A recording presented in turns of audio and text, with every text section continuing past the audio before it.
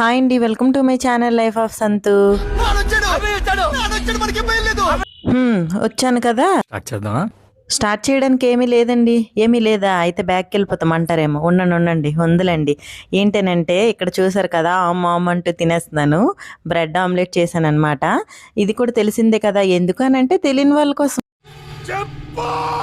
Okay, చెప్పేస్తున్నా. First ఒక 3 bread slices తీసుకోవాలి. అదే బ్రెడ్ ముక్కలు అండి. ఈ మధ్యన కొంచెం ఇంగ్లీష్ వచ్చేస్తుంది.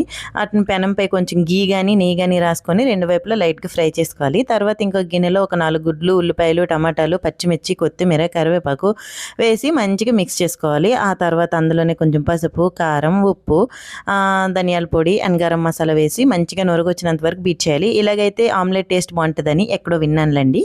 ఆ తర్వాత పెనం పైన ఇంకా మళ్ళీ ఇంకొకసారి గీ నెయ్యి రాసుకోవాలన్నమాట.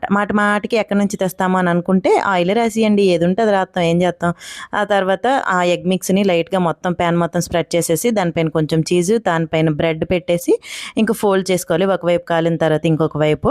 అంతే, సింపుల్ బ్రెడ్ ఆమ్లెట్ రెడీ. ఇది తింటే మీ రియాక్షన్ ఎలా ఉంటుందో తెలుసా? ఇలా ఉంటుంది. నచ్చితే సబ్స్క్రైబ్.